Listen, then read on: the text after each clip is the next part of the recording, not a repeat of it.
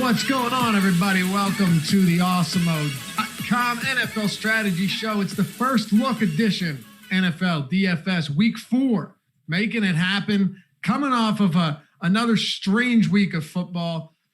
The scores this season have been absolutely ludicrous. We're going to get into all that. Tennessee, Minnesota canceling in-person activities based on some COVID-19 scares.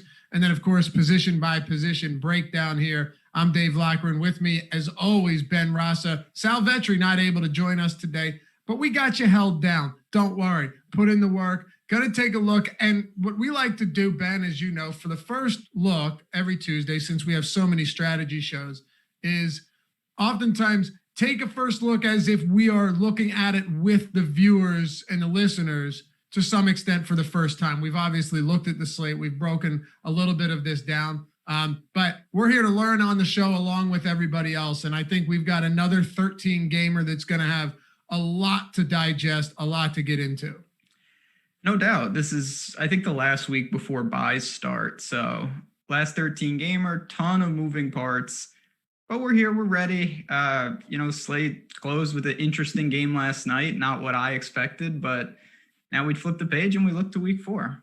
Happy to have everyone with us. As always, if you're walking in the door, punch that thumbs up button. It seems like most of you guys have already done that. Appreciate you. There's nothing better than the early adopters, Ben. You know, they jump in, they hit thumbs up because they support us. They love us, and we love you guys.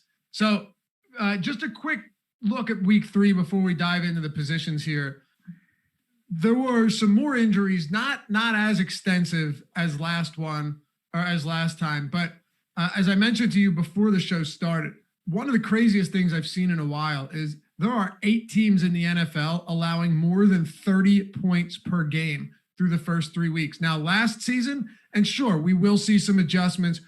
You would see some regression to the mean, I assume. But last year, at the end of the year, only one team allowed more than 30 points per game, and it was 30.3 points per game. There's been an insane amount of scoring early on. And once we get into the totals for this week, you're going to see a ridiculous amount of spots north of 52, 53, 54 points on the over-under. It's been a different season for myriad reasons. And I think as we're seeing the lack of preseason, the lack of an extended training camp has really made a difference.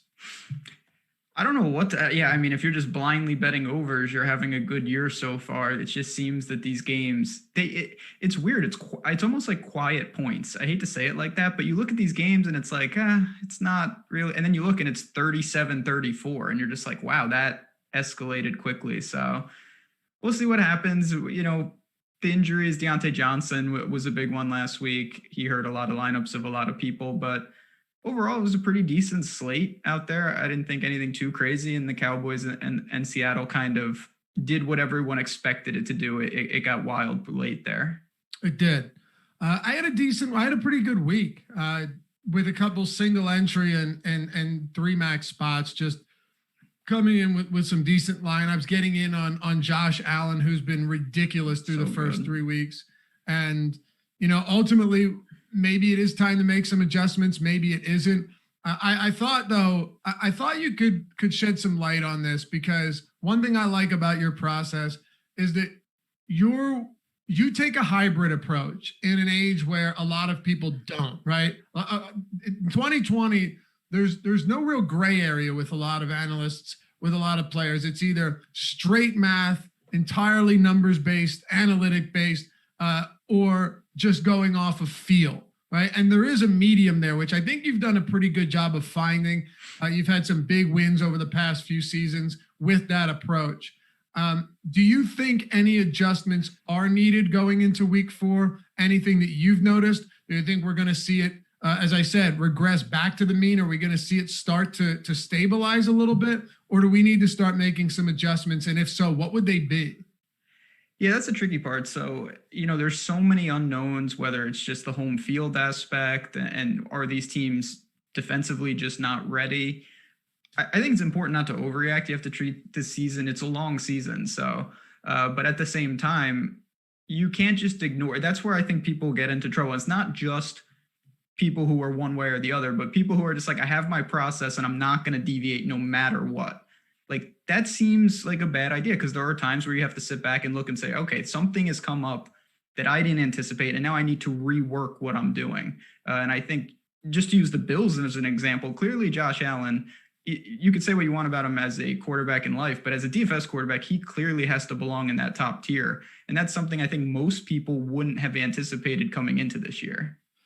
You're absolutely right. And, I mentioned jokingly early adopters hitting the thumbs up button when they walked in the door, but being an early adopter to certain players in DFS, right, is huge. But not just for the ones that have been good, but also for the ones that have been bad and you think it's going to continue. I'm not going to get into a Carson Wentz rant. I did that yesterday, right? But there are certain spots that if we are actually identifying problems or identifying successes and parlaying that into our process for the coming week, it's going to make a big difference. Josh Allen being a perfect example. I think, yesterday, the whole Lamar Jackson thing, my assumption is he comes back in week 4 and absolutely destroys Washington. Matter of fact, I took Baltimore at 13.5 the other night. It moved to 12.5 after yesterday. I don't know if it shook some people seeing them really struggle again, but I take that at 13.5 all day long. I think it's going to be an absolute rout. So point being, I don't see a ton of concerns. I'm not totally concerned with someone like Lamar Jackson. The Kansas City Chiefs own him. He's 21-1 since being installed as the starter. 21-1 against the rest of the league. 0-3 against the Chiefs. They're just the better team. Mahomes is the better quarterback. But there are some spots that you and I are going to look at today to try and figure out whether or not we should be making adjustments, and really at each position, who we like and who we don't like. So what do you say we kick it off at quarterback? All right, let's do it. All right. So I went through the list of quarterbacks today, this morning, and I tell you what, here's my first take on what I'm seeing. Number one, there isn't a ton in the mid-range that I like between 6,000 and 7,000. If you want to pay up, I'd say go for it.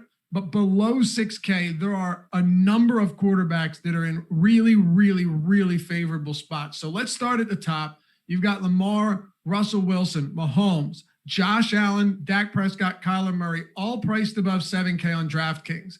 Russell Wilson and Mahomes are the two best quarterbacks in the league right now. You want to debate me on that? Come hit me up on Twitter. You'll lose. But Dak Prescott's been outstanding as well, and his defense is so dreadful that it's forcing him to throw at an astronomical clip. And then Josh Allen's been so good that we can't ignore him either. All of these guys belong in the conversation of top-tier quarterbacks for DFS purposes. Maybe Kyler Murray's fringe, but everyone else absolutely belongs there. No doubt. And normally, depending on the late game and the Monday game and the Thursday game, we rarely have all these guys, but we do this week. Ton of big names, and that's going to make a difference. So we get guys north of 8,000 for Lamar. That's not something we normally see for quarterbacks. And then we have a multitude of guys, as you mentioned, in the 7K range. It's tough. Obviously, you can only play one quarterback. These guys all make sense. What I do in situations like this, I take a look at the rest of the slate. I see about the stacks, and then I fill it in, because I think you can make a reasonable case for pretty much all these guys and feel pretty comfortable with your lineups. A couple things from chat here. Let's see. What's happened, chat? I like dude says, okay, that's good. Laffy Crowd, yeah, that's good. I should have read that one in advance.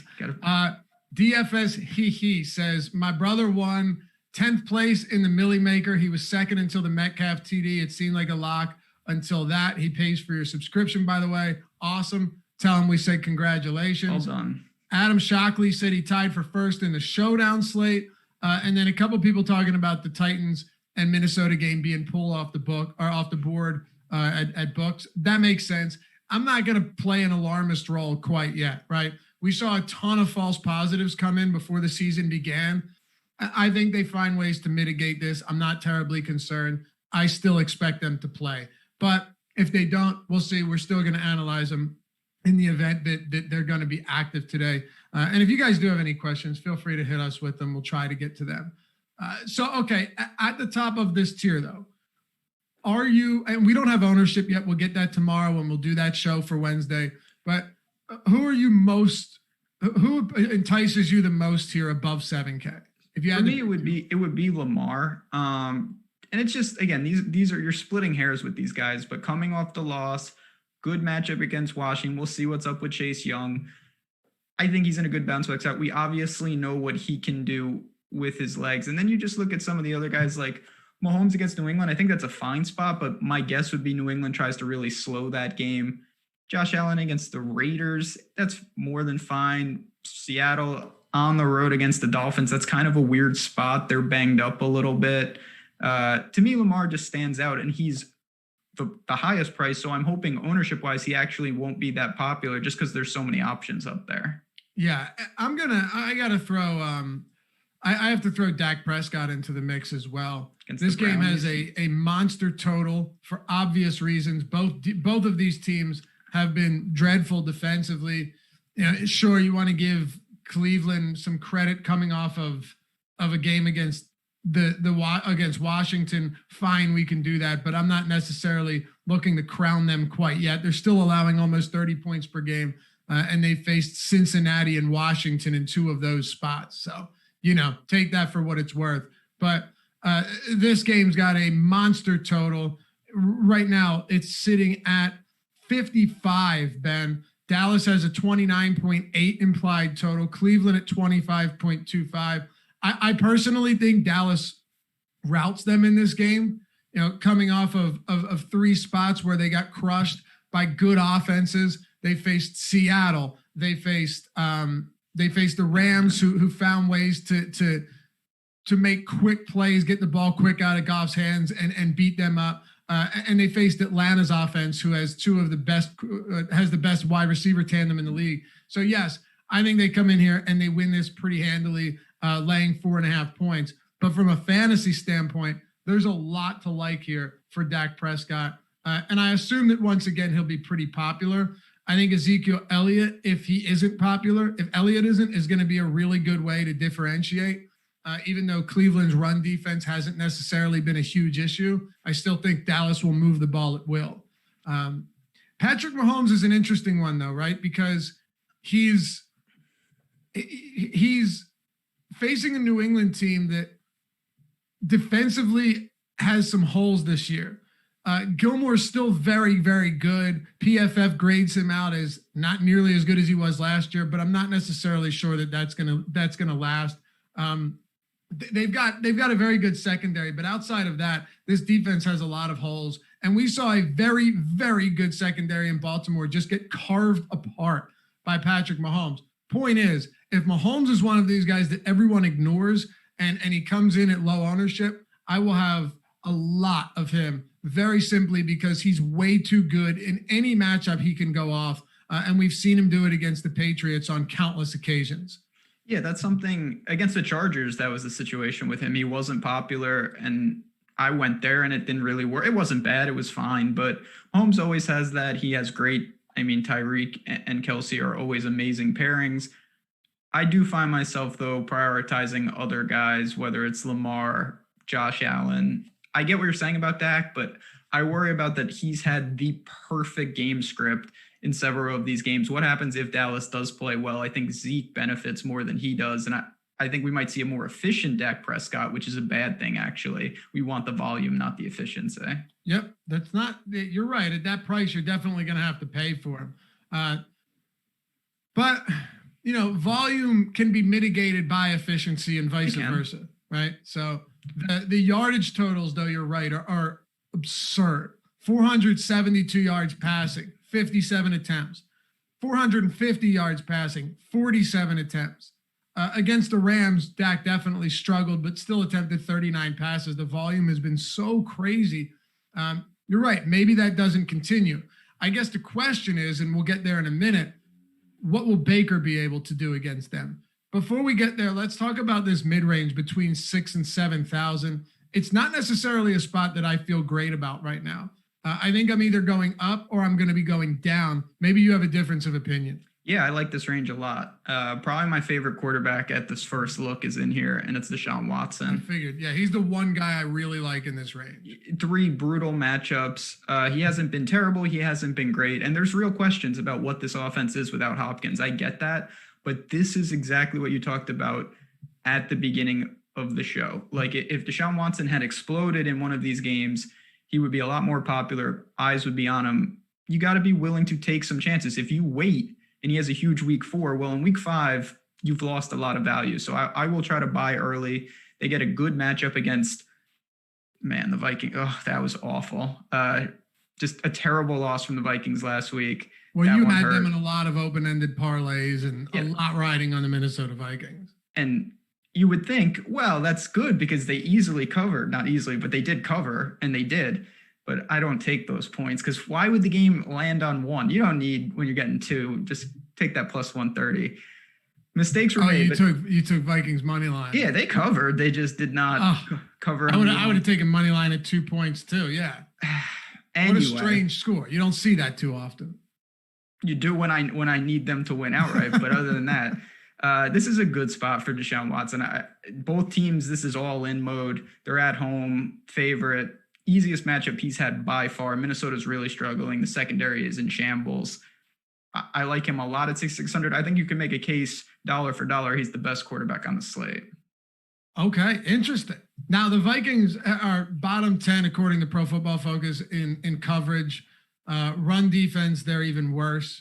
They're 31st in run defense. Well, you know what? I'll wait till we get to running back because David Johnson's someone that really stands out to me as well. And someone who I think people have to some extent soured on. But you mentioned really tough matchups. Can't ignore that. I know people say defense doesn't matter. Go watch the Pittsburgh Steelers and tell me facing that defense doesn't make a difference. Like they have faced some really difficult teams. Baltimore, they faced Kansas City, they faced Pittsburgh. David Johnson's been on the field for 95+% of the snaps over his last 2 games. That's got to count for something. But I digress here. Back to the quarterback position. This is where it gets really interesting to me, Ben. And throughout the week, we're going to cover this a lot more in depth. But here's just your first look. I think Matthew Stafford is very much in play at 5,900. The New Orleans defense is, you still have Marcus Lattimore. They're still, I think, one of the more respectable defenses in the league, both up front and in the secondary. But I'm more so looking at this to be a shootout. And at the current time, Vegas tends to agree with me. You've got a total that is soaring on this game at 54 points right now. The Detroit Lions are only 4.5-point dogs as well. They have a 25-point implied total. So I think Matthew Stafford, whenever you can get him sub 6K, makes for a very enticing option. And yeah, if you're worried about Kenny Golladay, who had a very disappointing, not a very disappointing return, very disappointing start to the season because he was out 2 weeks, returned and played hauled in 6 or 7 targets, 55 yards, grabbed a touchdown as well. He's phenomenal in the red zone. If you're worried about him, you're worried about Marcus Lattimore. You still have Marvin Jones. You still have TJ Hawkinson. There's still a lot of ways that Matthew Stafford can get the ball to this team. So Matthew Stafford to me down there is someone I really like. And all right, here's where it gets interesting, Ben. I think you can absolutely play Baker Mayfield at 5,800. I know it's gross, right? But in no way this is bad against bad. Here's what I mean. It's bad against bad. Either Dallas defensively looks better, and that's very possible because they've been garbage through the first 3 weeks. Granted, they faced some good quarterbacks, but they've still been terrible. They can't stop anything. Or Baker Mayfield is the lesser of the two bads and ends up having himself a decent game. He's been brutal. Dude, he's been terrible. Now, he hasn't been forced to throw a lot in the last 2 games because they've won both of them, but he's cheap. He has weapons in Beckham and Landry and Hooper and Kareem Hunt. So, yeah, it sounds crazy. I'm sure many people are disgusted by that, but if Baker goes entirely overlooked in a game that has a monster total, I can get there. And then, one more. Here it is. Ryan Fitzpatrick, baby. 6.5 point home dogs. Fitzpatrick is a tournament winner, or he loses you everything. There's no in between with Ryan Fitzpatrick. There's no in between at all. Seattle has struggled defensively as well. They've coughed up a ton of yards through the air. Yeah, I think those are three guys that I'm willing to look towards. Passing yards, by the way, listen to this. Seahawks defense, and then I'll turn it over to you. You can close out the position. 461 passing yards to Dallas, 397 passing yards to New England, 434 passing yards to the Atlanta Falcons. Ryan Fitzpatrick isn't Dak. He's not Matt Ryan, but he's also someone that can get it going. And when he's chucking it and connecting on passes, good things can happen. Yeah, I like this cheap range, and I'm hoping it's low owned. This is where it's tough because there's a lot of guys down here. Chat mentioned Gardner Minshew. They're just bad teams playing bad teams. And when you get that, you do get some opportunities for some shootouts, but you also get some opportunities for just some inept play where neither team knows what's going on. It's just an ugly game and no one really gets there. So I get it. For me, I'll just break them down real quick one by one. I'd rather have Breeze than Stafford. I think they're very similar, high floors. Both teams, they'll be throwing the ball against average defenses. I'll take Breeze at 58. If I had to, I may look to him in cash. This is a tough range, though. You've got Minshew, Justin Herbert, Baker, and then you mentioned Fitzpatrick. Those are all tournament-type plays. I think the floors are pretty low on most of them. And for me, the way I look at it is you have to interpret the game flow. Like if some of these teams aren't in shootouts, particularly with Seattle, I don't know exactly what Fitzpatrick is going to have to do. If you think they're definitely going to be trailing, I get it. Same with Baker. I have one guy, though, that you haven't mentioned for obvious reasons that if I'm playing in something like the Millie Maker or something like that, that I would go to. Who's that? It's bad. It's Daniel Jones. 5,100. But you wince when I say Ryan Fitzpatrick. No, because you know why? This is why this sounds crazy. I think the Dolphins have a real chance to hang in that game. And I thought they'd be bigger than 6.5 point dogs when that line dropped. It's actually pretty telling. Coming off a Thursday game at home, Seattle's banged up. I don't love the spot for the Seahawks. You know what I don't love is the spot for the Giants. They will not be hanging in any game. He's played Daniel Jones. He's been awful. He's played Pittsburgh, at Chicago, and San Francisco. It's not the best draw.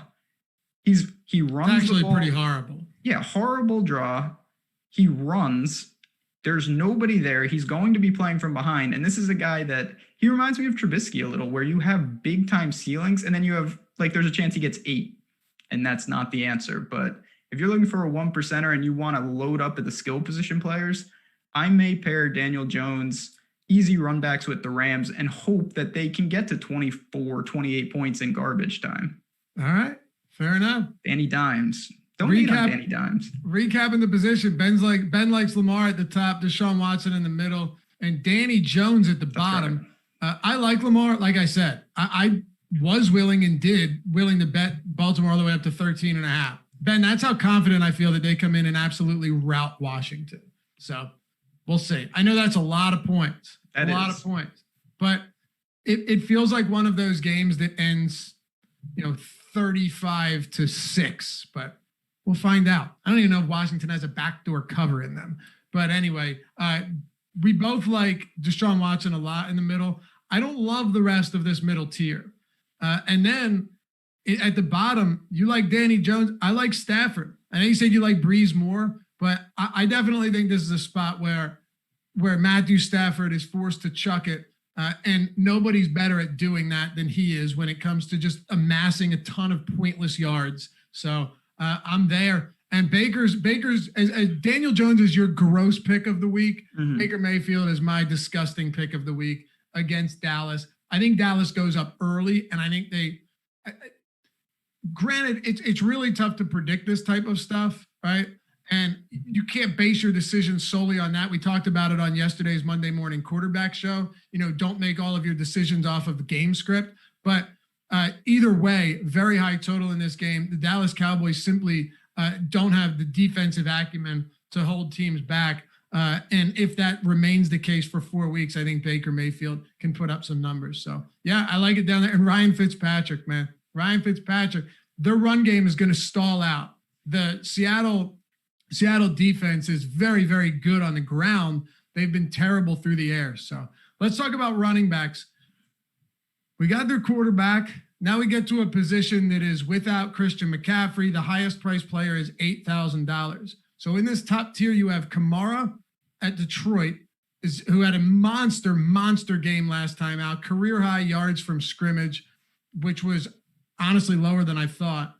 Ezekiel Elliott at home against Cleveland. Dalvin Cook, who you made a great call on last week against Houston. Derrick Henry against Pittsburgh, assuming that game plays.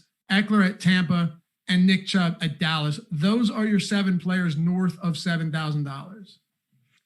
Yeah, I mean, all the familiar faces. Kamara, we'll see what's up with Michael Thomas, but regardless, he just is on, with the full point PPR, he racks up so many catches. They're easy catches, and he's so electric. He's taken back over. Zeke, I think, is my favorite just because of the situation. I think more people have been interested in Dak and these receivers, and I kind of like Dallas in the game, and that would lead me to Zeke. He's still going to get some work in the passing game, but what you want is them winning, him getting the ball 20 times on the ground and punching it in a couple times. So this is where I plan to spend up. This is why, Chad, I know everyone hates on Daniel Jones. You can play both of them comfortably around some cheap stacks, and that's the opportunity cost in a good way that you get when you pay down a quarterback. I think it's a smash spot for Zeke too. Yeah.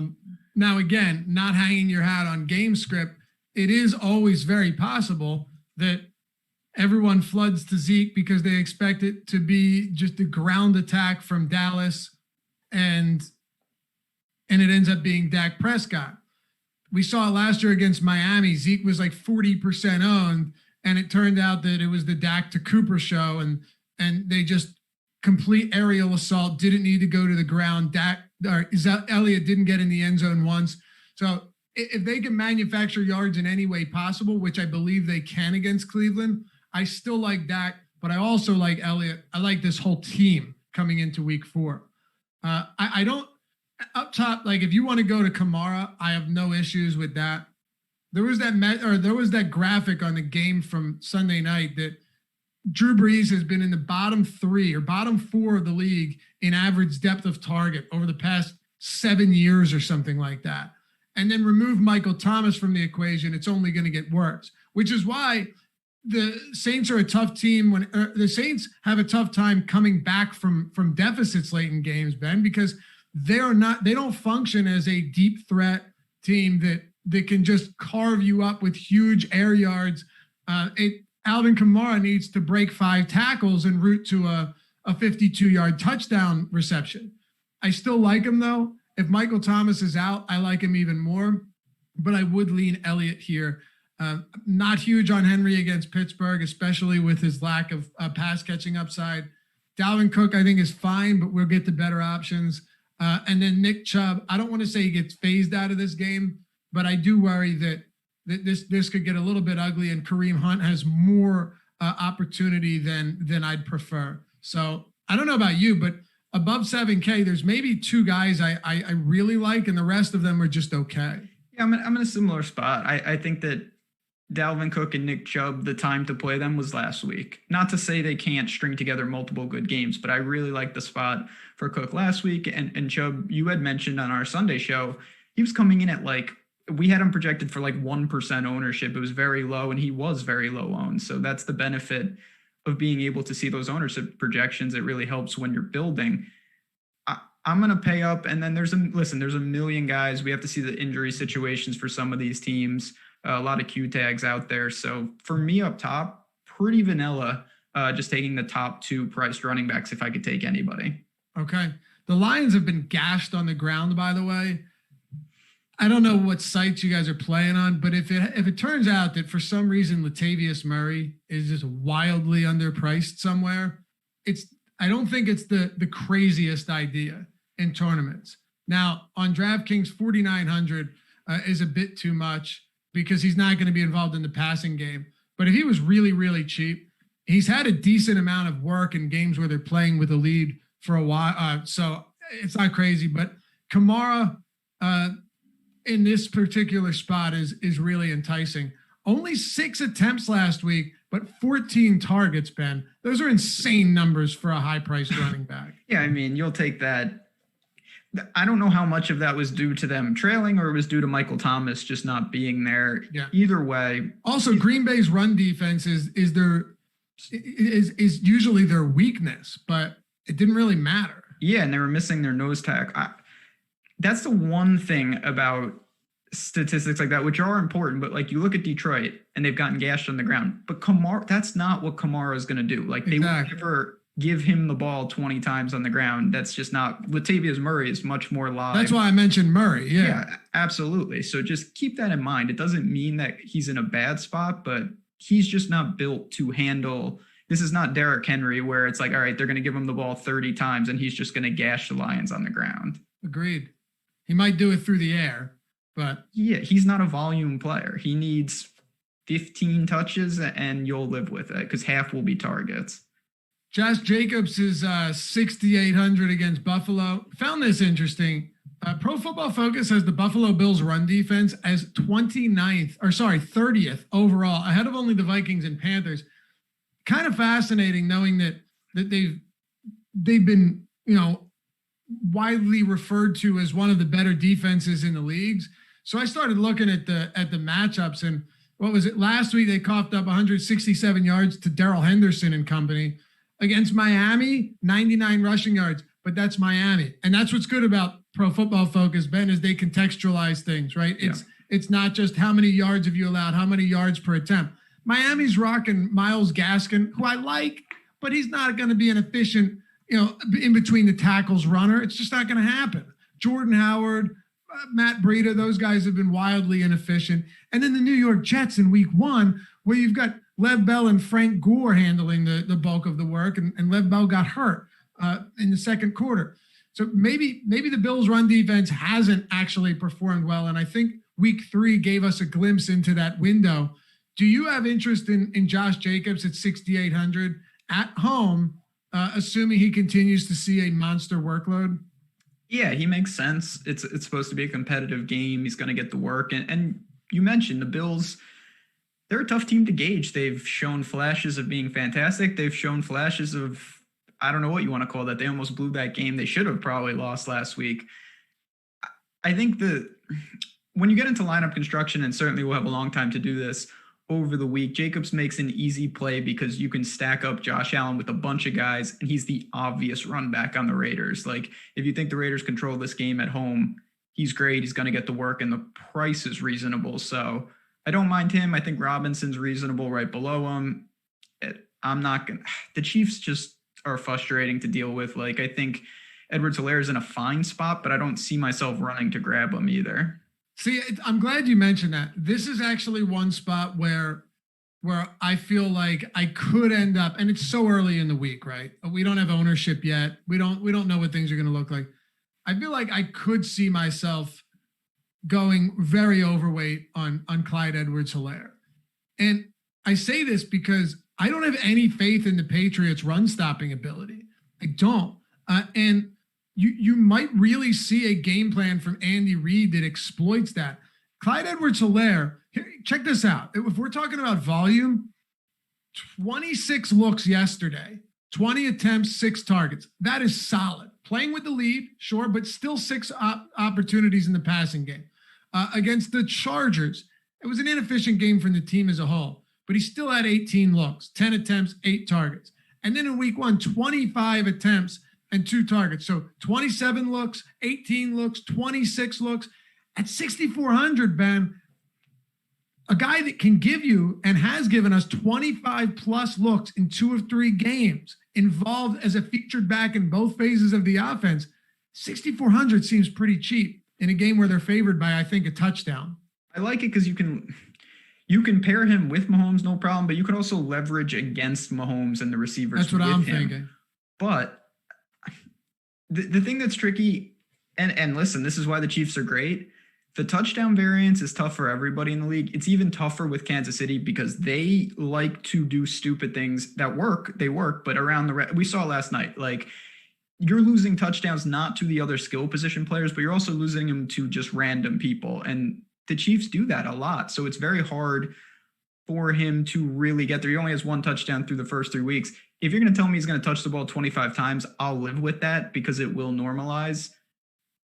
Not bad. I will say, upon digging in, and that's why these shows are so important. You said it at the top. We're kind of learning with you guys. That may make more sense than I first initially gave it credit for, because you can leverage against Mahomes and they can control this. Maybe I'll put it like this. I think that game goes under. I like the under in that game. And that kind of leads me to Hilaire a little more than I would have thought. Sure. And if there was one element of the New England's defense that I trust less, it is going to be that front seven, right? Yeah. It's going to be the linebacking core, their inability to slow down the run. It's still early in the season. We still have a lot to see, but I think you would agree that we can't be looking at the Patriots and saying after a game or two that this secondary is just awful now with the bodies that they have back there. No, not at all. The Patriots are going to be fine. They're the Patriots, but the way they're running offense, I think they have to slow the game. They're not stupid. The last thing they want to do is get into a shootout with Mahomes when they've got Cam and not a bad offense, but a different type of offense. So I feel pretty confident that game could have 6-7 minute possessions when the Patriots get moving. Yep. And if we're leveraging against Mahomes and Edwards-Helaire is just getting way less ownership, I'm all about it. And that might end up being the case. I'll tell you why. I'm not sure if people are going to flock back to Kenyon Drake. I see this in the chat, in the super chat right now. A lot of discussion about Drake. Some people are on him. Some people are off of him. Here's my honest to God opinion, man. If Drake is going to be very popular, it's going to be tough for me not to want to leverage against that. And it's not direct leverage, but in terms of an ownership share, I think Drake could once again be very popular. Here's the one difference between the two. Kenyon Drake has seen a ton of opportunities on the ground, 16, 20, and 18, but he has been targeted only 5 times through 2 games. Granted, they've played with a lead in these spots, but I don't necessarily think we can just assume that they're going to be playing from behind against Carolina. So I like Kenyon Drake. I imagine I'll have a decent amount of him at $6,000, but I am a little bit worried that he has not been involved in the passing game at all.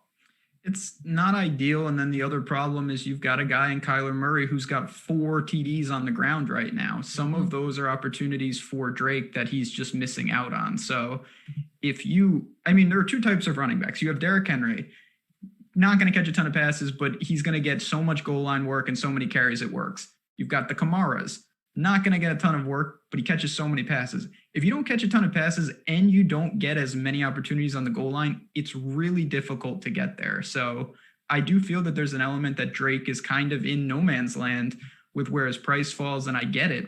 But one of those is going to have to change. He needs to pick up the receiving upside, or he needs to start finding the end zone and not letting Kyler take those in.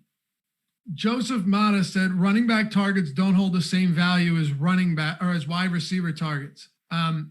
Actually, we had this discussion yesterday on the Monday Morning Quarterback Show, which is definitely why you should watch it. We went over some great stuff. I disagree with that entirely.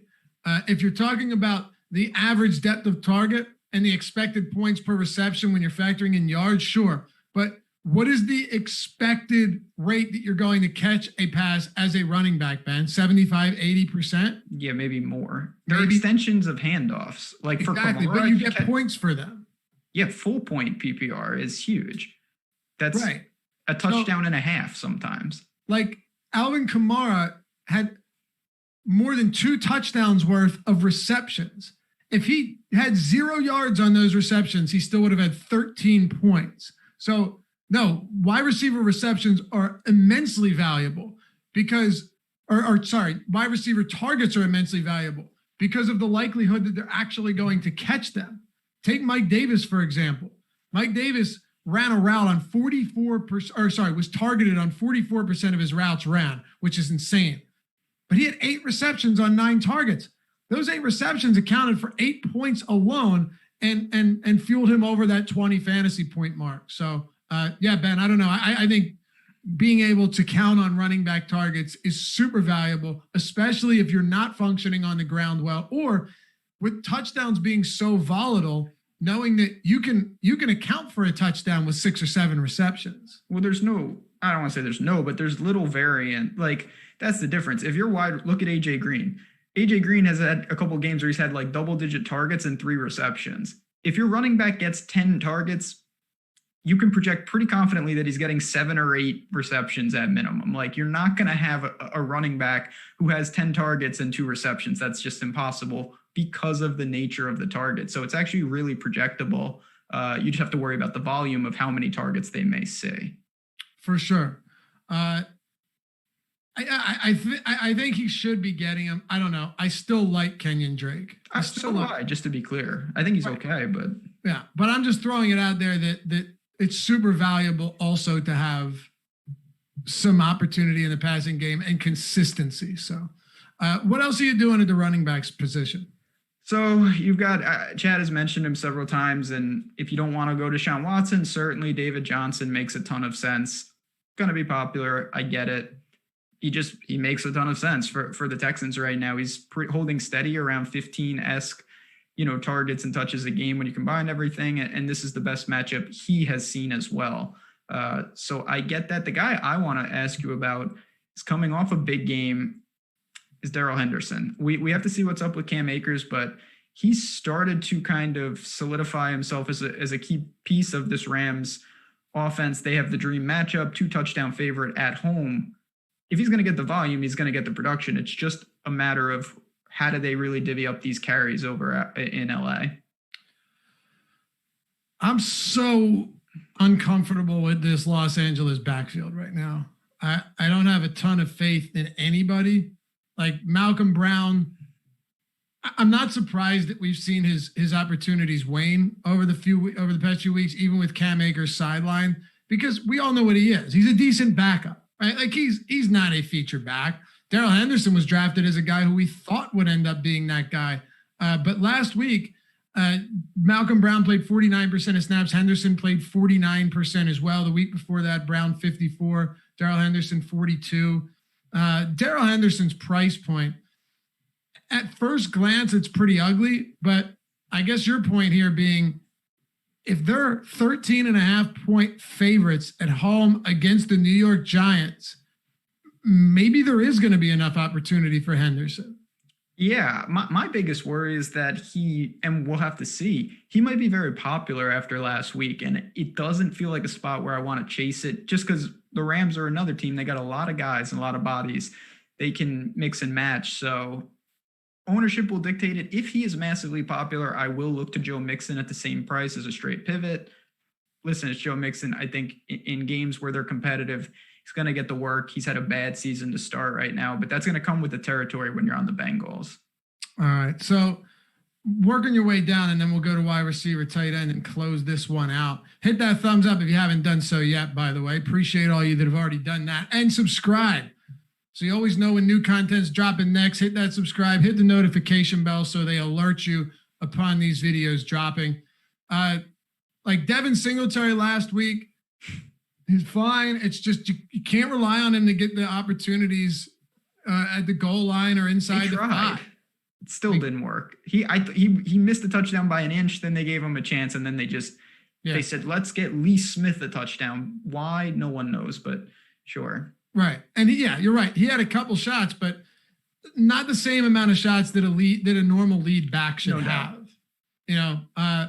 It's unfortunate. And when you have a running quarterback like Josh Allen, that also hurts. I mentioned that Mike Davis was targeted on 45% of the routes he ran last week, which is insane. A matter of fact, no, 45% of the routes that he's ran since week 2, I think, when McCaffrey went down earlier or late in that game. Either way, you get the point. Yeah, that's nuts. It's a really insane stat. His prices come up. Leonard Fournette continues to hang up there, which is just complete stay away spot. I don't know why anyone would want to get there at that price point. And then the big question here is David Johnson. He's played 95+% of his snaps in back-to-back games. He's had a tough draw, as you would say, as far as matchups go. They got behind very early to Kansas City. He looked good in that game, but they couldn't keep using him on the ground. They got behind very early against Baltimore. And then on Sunday, he was just wildly inefficient on the ground, but Pittsburgh has swallowed up a bevy of good running backs to start the season. So what are we doing with David Johnson, and what are we doing with the cheap backs here? Yeah, listen, David Johnson is another way to get exposed. If you want to target the Texans, that's the other way to go. If you don't want to go to Deshaun Watson and some of the pass catchers, it makes total sense. It's the best matchup they've had by far, and that's why it's kind of a buy low situation. Other than that, I don't see a ton I like. I think you can make a case for Burkhead because he's a guy that gets those easy targets. They could be trailing. We obviously have to see what is James White. Is he still? I think he's still questionable. We'll see if he plays. If he returns, obviously I would not go to Burkhead. But if he has the backfield to himself in a bad game script for the Patriots, it's a good game script for him. So what about David Montgomery? I'm 1-1. Week 1, spot on with Montgomery. Week 2, not so much. He had 17 looks. Going for the rubber match? In a high-scoring game, yeah, he just sucked. So I'll eat that one. I'll take that L. But the reason I ask you is significant. Tariq Cohen's on the IR with the ACL. So,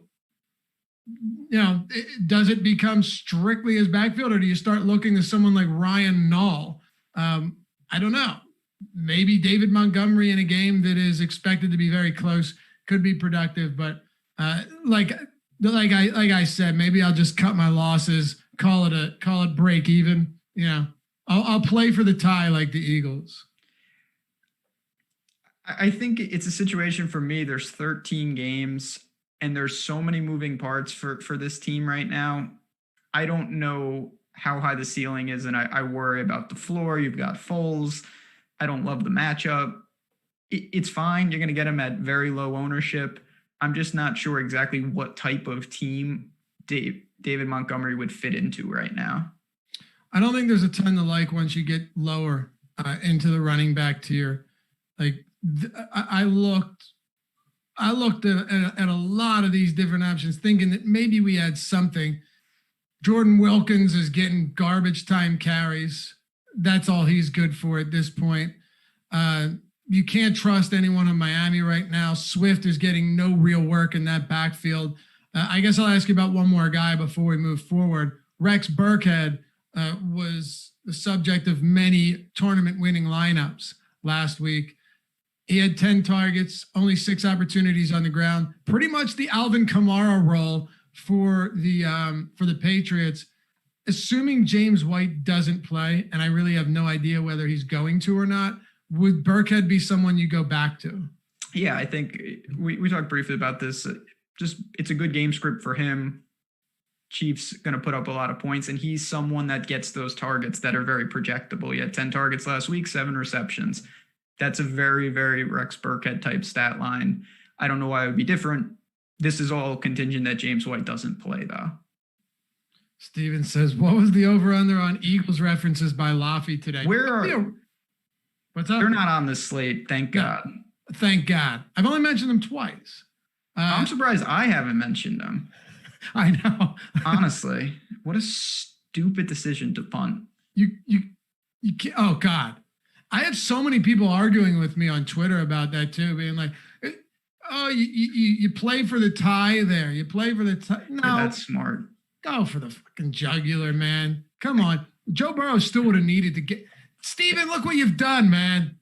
Look what you've done. That's the stupidest part about this. If it was me, if I was on my own 20, I would still go for it. But people make like if you don't get it, they just kick a field goal. That's they have point. an 80-yard field goal kicker. Right. It's going to end in a tie most likely if you don't make it. Right. Exactly. There would have been about 12 seconds left on the clock if they kicked the field goal. So yeah. Or if they missed. I don't know. Whatever. I digress. It's so gross the Cowboys are going to make the playoffs because none of you people can get your acts together. Washington's first at 1-2. First place, man. Trash division. Who do the Eagles play this week? I truly don't even know. The Niners. They're getting 6.5 points. It's a wrap. Yeah. Anyway, you want to talk some wide receivers? Yeah, I guess we have. Yeah, sure. Come on. Let's go back. Hey, by the way, our Express package, we just me more added than all you. of our showdown content to it. I saw a ton of names from Awesemo at the top. I got in late on the Millie Maker, so I jumped in on the $400,000 one. And I'm pretty sure we had an Awesemo logo up there tied for first place for like 22,000 or something. So whoever you are, congrats, man. You see a lot of Awesemo logos at the top of those showdown slates. And our Express package, we've decided that instead of only offering what we were offering, because it's $3.95 a week, we're including all of our showdown content now for NFL projections, for player projections, ownership projections, player rankings, top plays, all the premium articles, all of the showdown stuff is included for $3.95 a week. That's the Express package. It's awesome. If you're working on a budget, but you still love DFS and you still want to have a competitive advantage by using these awesome tools, all of which were created, developed, and used by the #1 DFS player in the world, Alex Baker. They're actually his tools. He actually uses these every day, and they're also on the site. Then, well, there's really no option other than to check it out. It's $3.95 a week, man. If you don't like it, well, you know what to do. If you want more, if you want MMA and MLB and all of our PGA. NFL content and PG, what's that? I said MPG. You got to say PGA because I'm on the show. Come on now. Of course, the best PGA analyst out there, man. Did I miss PGA or did I say? Yeah, you were in the woods. I think you said NASCAR. No respect. I always say PGA and I throw your name out there, but okay. Mm-hmm. Okay. Disrespectful. Everything we have, if they have contests on DraftKings, on FanDuel, on any of these sites, we have content for it, free and premium. You can get the weekly, you can get the monthly, which I think is the best bang for your buck. The annual, all access, everything, and the Fantasy Cruncher add-on, which is huge if you're really looking to take your game to the next level. Go to awesemo.com/join. Again, all of the best tools out there, the preeminent tools in the industry, because why would you not trust them, created by the guy that's won the most money playing DFS, or at least ranks #1 in the world right now. So head over there. And hey, if you do decide to sign up, pop your head into our premium Slack chat. Say what's up. It's a cool community there, talking DFS, sports betting around the clock. And we even have office hours where people like Ben and Adam and Josh and Alex are answering questions for guys that have questions about the process and about everything else. So awesemo.com/join. We'll see you over there. Top of the position, Hopkins, Michael Thomas. I think Thomas expects to be back here. My assumption is Thomas plays this week. Tyler Lockett, Tyreek Hill, DK Metcalf.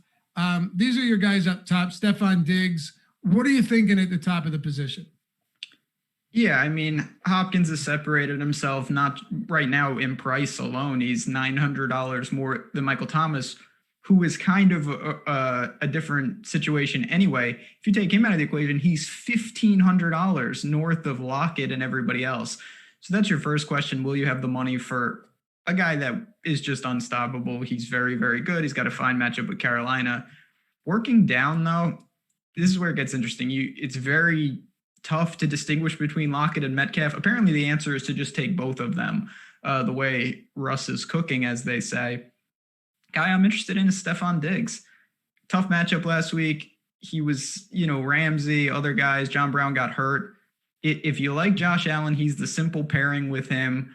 The upside is there, and it's just a long-term buy. I've said a lot. I really think that Diggs is a game changer for Buffalo, and these are the type of situations he can excel in. Totally agree. I had some interest in him last week. He didn't kill you. He didn't kill you. No, when you score 35 points, you would think, man, this is the spot, and it just unfortunately didn't materialize. Right. And that's why the whole game script thing can be tough, because I think I actually DM'd you. I said I was spot on about Buffalo running up an insane amount of points. I was wrong about where those points went to, but it's really difficult to predict in a spot like that they're going to some of these cast of characters that they actually went to, right? Like some of the guys that scored touchdowns won't score a touchdown again for the rest of the season. Lee Smith. That's not a real person. Like what? Yeah. I had John Brown. He got hurt. That was a killer. That was brutal. That was the one prop I lost. I had over 39.5 yards on Brown. I thought it was a lock. Ended up with 0. But look, still, you're right. Diggs is a game changer in this offense. There's no doubt about it, because he's not just a speed guy, but he's a great route runner. He's one of the polished route runners in the league. I'm happy to get back to Diggs here. No problem at all. At the rest of the position, DeAndre Hopkins leads the league in yards, a ton of yards after the catch, 80+% reception rate. He's just doing everything well. I'm wondering if it's going to be another Kenyon Drake chalk day, but Hopkins at this price isn't as popular. If you want to pay for Hopkins, I'm not going to argue with you on that. The guy has 37 targets through 3 games. He's been spectacular. And I think he begins to find the end zone against the Carolina team that defensively has so many holes, just in an incredible amount of holes. They're terrible on all fronts. And whether they beat him up on the ground or through the air, they're going to get diced up pretty good. Do you like the Seattle receivers, just real quick?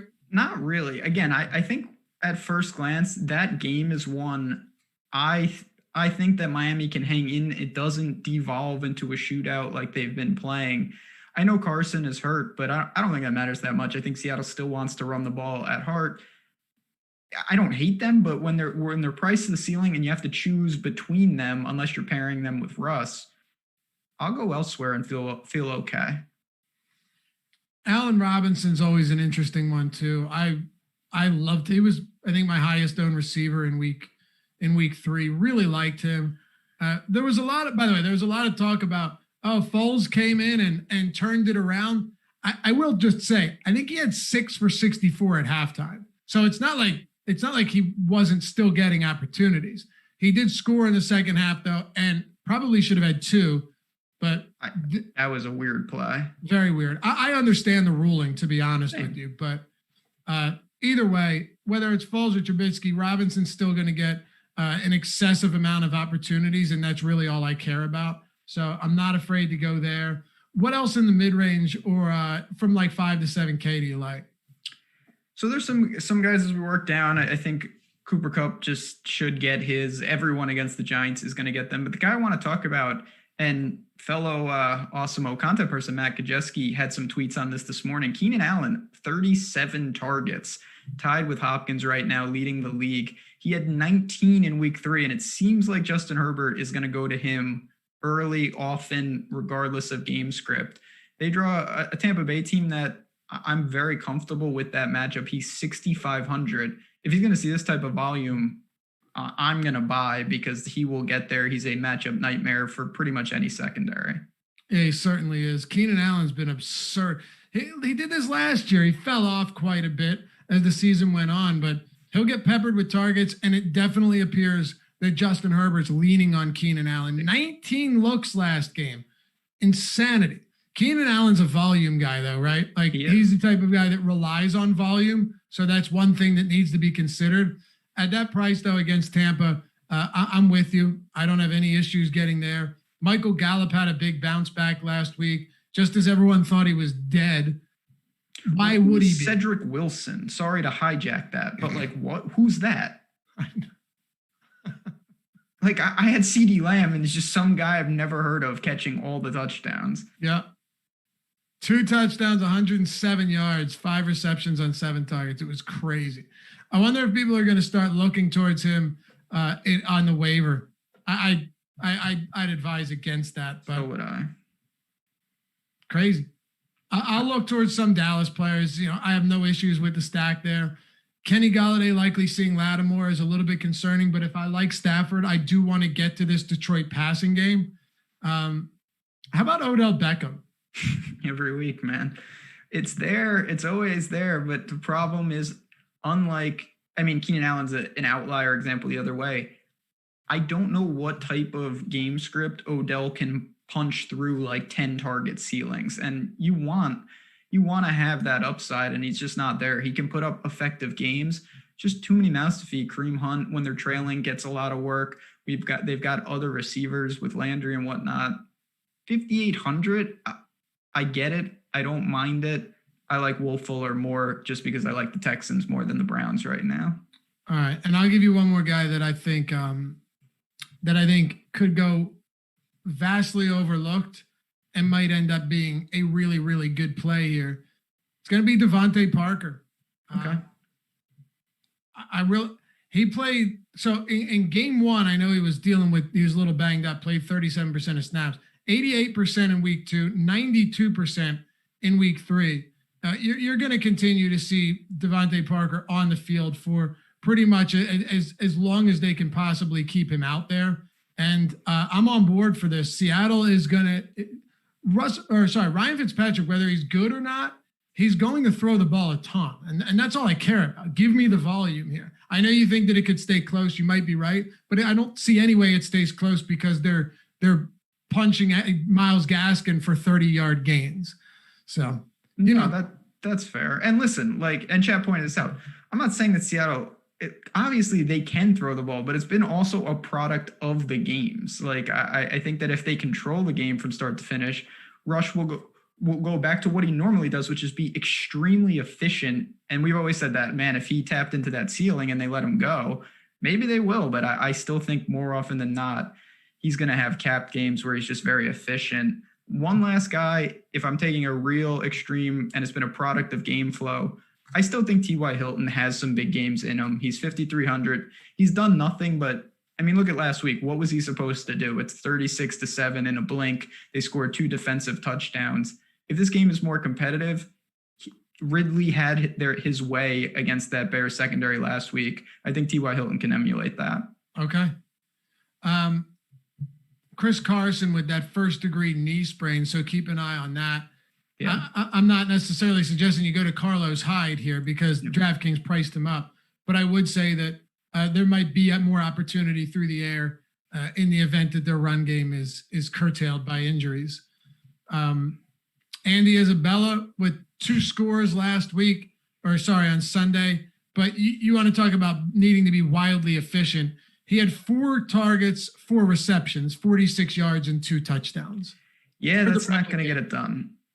Or he's going to break the mold and score on 50% of his touches. But I have a funny feeling that's not the case. So don't go there. Last one here. What about Brandon Cooks at 4,500 against Minnesota? As of now, by the way, Pittsburgh said that they're proceeding as if the game is on. They're playing Tennessee. So like we said at the beginning of the show, we'll assume that as of now, the games are also still on. Yeah, listen, the good thing about this situation is it's Tuesday. We're going to know. It's not like they're going to say, we'll see what happens. We'll know if the game gets canceled and then we'll proceed accordingly. It's not going to surprise us. Listen, if you want to play Deshaun Watson, Will Fuller is going to come very highly correlated to him. Cooks is a way to be different within that stack. I have to say T. Higgins is interesting just because he's really starting to get some chemistry. He had 9 targets against your boys last week, couple touchdowns. I still am not sure that I'm there fully though. So I have his name kind of penciled in at 4,500 as well, but that's one I'm going to revisit on Sunday with you and Alex Baker. It's pretty crazy that the routes run over the weeks 2 and 3. Tyler Boyd leads the league. AJ Green is 6th. T. Higgins is 7th. They're just like, these guys can't run. Joe Mixon has struggled. The offensive line can't block, particularly run blocking. It's been straight out firing the ball. Now they had an overtime game, sure, but all in all, it's been crazy. By the way, Brandon Cooks snap count way up, 71 routes run over his last 2 games. So he's no longer limited. I don't mind getting to a speed guy like Cooks. I really don't hate that at all. He can get behind defenses. At 4,500, I have interest there. All right, Ben, you ready to close it out with tight ends? Yeah, let's do it. All right, let's make this happen. We are starting with Travis Kelce. I believe your bet of the day was Travis Kelce over 6 receptions. My buddy, good friend of mine, guy was in my wedding and everything. He hits me up each week and he'd be like, yeah, I hopped on Ben's bet of the day. They've been crushing lately. And yesterday, he goes, Kelce had 4 receptions, what felt like in the first quarter, and then trailed off. I told him, they're going to throw right here. It's 3rd down. It was 3 minutes left in the game. Threw it. You pushed. At least you get your money back on that. They refund everything on pushes, which is nice. But 6 or 7 targets. He just wasn't needed late in that game. And just real quick on that, it speaks to the importance of shopping the line. So that line, when that article was posted, was 5.5, and you would have won that bet. A lot of books shaded it, moved it to 6 instead of moving the juice. So one of the many reasons, those props have been good. That it truly is why you need to go to OddsShopper. What I do when I write those, I go and I'm just scanning the lines, and a lot of times one book has an outlier. You look at it and you dig in and you say, wow, everyone else has this 30 points adjusted one way. I'm going to dig into this. And if you like that prop on its own merit, that's usually a pretty good time to attack. And that was the reason I went to Kelsey last night. Oddshopper.awesemo.com. You're right. You got to be able to find that half of reception makes the biggest difference. I don't see a lot of props on the even number though. Usually there's a hook. Usually there's a hook for sure. So, 6 is whatever, but 5.5. Always looking to take that. Mark Andrews last night, that was a rough game, not only for Lamar Jackson, but also for Mark Andrews. He should have caught that touchdown. The other one wasn't his fault. Should have caught the touchdown now. Yep. And that could have turned things around. They made a little bit of a push, but all in all, Lamar Jackson had a dreadful, dreadful game passing the football. He didn't eclipse 100 yards passing. Why not? Believe me. I was acutely aware of. What are we doing at the top of tight end? I mean, Kelsey's great. Again, that's a game I'm looking to mitigate the exposure to. So probably not going to get to much of him. If I do, maybe I do run Mahomes stacks. Mark Andrews, if you want to pair up with Lamar, I'm not going to overreact to one bad game for him. He's pretty expensive, but against Washington, they can do whatever they want. More often than not, though, I'll be living in that next tier. There's a lot of guys in that 4 to 5K range that have some promise, have some upside. Hunter Henry, Evan Ingram for my Danny Dimes stacks. Your boy Hawkinson is starting to show some life. This is a guy I was pretty high on in life, and Stafford seems to be going to him quite a bit each week. I think you could even make a case for Gesicki against Seattle. There's a lot of guys in that range I like. John Musto says, I feel like Laffy's going to mention Gesicki. That is correct. Yep. Damn right I'm going to mention him. I know last week he was very limited in his opportunities. They ran the ball a lot last week, and he wasn't necessarily needed against a fraudulent Jacksonville team. I can't believe the amount of people that were saying, like, get in on Jacksonville before it's too late. Well, get out before it's too late. It's too late, yeah. This team stinks. But here's the thing. I'm a Miami fan. I'm a big Brian Flores guy. I think he's a good coach, and I think the team really likes him. I think they rally around him and Fitzpatrick, which, being morally fulfilled isn't going to win you football games. But I don't think Miami's quite as bad as other people, or as others would make them out to be. And you even said you think they could hang around here. So I do. We'll see. Mike Gesicki's snap count last game was definitely concerning, only 49%. I think he's a little bit too expensive for me, so I probably don't get there. But Hawkinson's an interesting one. I had over 39.5 yards on Hawkinson. Took until the fourth quarter, but we got there. He hadn't really done much throughout that game, but finished with 7 targets. He's going to start having some big games, I think, Ben. I think we're going to begin to see some really solid games from Hawkinson. So long as he's on the field with a healthy Matt Stafford and a pretty pass happy offense if they're playing from behind. Agree. And I think Golladay coming back, it may hurt the volume, but it'll really help the efficiency. So it's a net plus. You don't want defenses keying in on Hawkinson. You want him as that kind of second, third option. He'll still get enough work to be viable. That's right. Yeah. And he actually played way more snaps last week than he had in the past. In week 3, he ran, I can't find it. We're going to try and pull up his routes ran for week 3. Can't find it. Anyway, that's okay. Any cheap tight ends you like before we get out of here for the day? Not really, to be honest. This is where, just to put a bow on everything, this is why I think it's important not to have hard and fast rules. I talked to a lot of people over the week that say, like, I pay down at tight end. It's like, well, that's great if the slate allows that, but you shouldn't be forcing it in. And a lot of times I look to pay down at tight end. I don't see much that I'm really into. I looked at the Texans tight ends, not super interested. Is there anyone that stood out if you want to save salary? I don't see a lot right now. No. I mean, Drew Sample was a topic of conversation after Awesemo went down. Lance Thomas has continued to burn people. I will say the opportunities are there for Lance Thomas, right? He's been targeted 7+ times. Lance Thomas, Logan Thomas. Former Nick Great. Who's Lance Thomas? He's an NBA player. You know Lance Thomas? For the Knicks. I don't know where he is now, but... Well, obviously I know who he is if I'm calling him Lance Thomas. Well, yeah, I was going to say, I figured, Logan Thomas. Yeah, Lance Thomas on the Nets now. My mind is not an NBA. He's on the Nets now? Yeah, that's what it says in Wikipedia. Huh. Oh, that's right. Yeah, I had a ton of people asking me about him the one day. Do I play Lance Thomas? And I remember I said, don't go near him. He got out to an early start, 9 points, 1 rebound in the first 6 minutes. You know what he finished with? 6 points. They took some away. 9 points, 2 rebounds. Yeah. Logan Thomas. Logan Thomas, former Virginia Tech quarterback. I loved him in college. Yeah.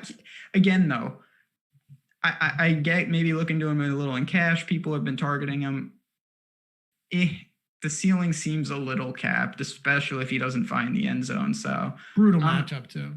Yeah, I'm just not really there this week on these low punt tight ends. No, I guess the last one I'll throw at you. Jimmy Graham's pretty cheap, and he was actually really heavily used last game. He was. Maybe that doesn't continue. There's a very good chance it doesn't. But is Jimmy Graham was targeted, let's see here. Okay, here you go. Get this, dude. This will blow your mind. And I think we need to consider this with the Nick Foles came in after halftime, right? It was first half Trubisky, second half Foles, yes. I believe. Was it? Yeah. Okay. I wasn't sure if Trubisky came out and they pulled him after a drive, but I think it was he played the whole first half. It was around that, if not that. I'm pretty sure Foles played the whole second half. Jimmy Graham in the first quarter in the first half saw 2 targets. In the second half, he saw 8 targets, and he saw 7 targets in the fourth quarter alone for Jimmy Graham. 9 in the second half. Yeah, so it's tough. You can take that one of 2 ways. One, you could say that Nick Foles is much more comfortable throwing to the tight end, and that's a great thing for Jimmy Graham. Or you could say that they were in such catch-up mode that everyone was getting targets because that was just a crazy game. I think it's a mixture of both. I don't know. This Bears team, maybe with Tariq Cohen out, though, there is some room to target these fringe guys outside of Allen Robinson. I don't hate him. I really don't. That's not bad. What's that? Yeah, I think that's a reasonable case for a thin, cheap tight end pool for sure. Yeah, if you want to look at somebody cheap, I think I can get there. And, we talk about routes run. Jimmy Graham ran 43 routes this week, so he was on the field quite a bit. Ben, I guess that does it for us, man. We'll do this as we always do to close it out. Favorite low-priced defense will go below 2,800. Okay. Who do you guys have in chat this week? We got 8 defenses to choose from. Ooh, God, I want to say the Browns so badly, but I'm not going to. I'm going to say the Raiders defense. Again, it's just a product of Josh Allen does some things that are going to get you into trouble. He's great. I think we all know by now I'm a big Josh Allen guy, but he makes mistakes, and that's the key for defenses. I think the Raiders can force some turnovers, 2,700. All right, I dig it. I'm going to go with the Texans. Yeah. I don't particularly love what I've seen from them, but we can't ignore the really good teams that they faced through the first couple of weeks. They've been terrible defensively, like fantasy point production, awful, no question. But Kirk Cousins is he's going to make mistakes. I think there's some opportunity there. I'll ask you one more. You can close this out. Panthers against Arizona. I looked at that. Yeah, I figure it's at least worth spending 30 seconds on. Kyler Murray has thrown an interception in every game. He threw 3 picks against that Detroit defense last time out.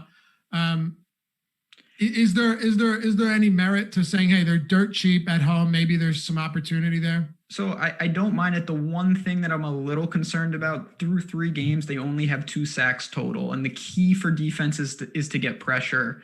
They got to make Murray uncomfortable. If he has no pressure, I doubt we see a lot of turnovers. All right. Well, we appreciate you guys being with us as always. We'll see you back here tomorrow. We're going to be talking top stacks. We're getting our stack ownership. Our top stack tool should be updated. Ownership should be updated. Matt Gajeski, Kyle Dvorak, and myself, 11 a.m. Eastern time. So be sure to stick around for that. For those of you still playing Major League Baseball, some pretty big contests coming up today, and we've got you covered. It's MLB Live Before Lock, 1 p.m. Eastern. Alex Baker, Jason Floyd. And then at 2:30, it's the PGA Strategy Show with Ben Rasa and Timothy Frank. Your place for all DFS content right here at Awesemo.com. We'll see you back here tomorrow.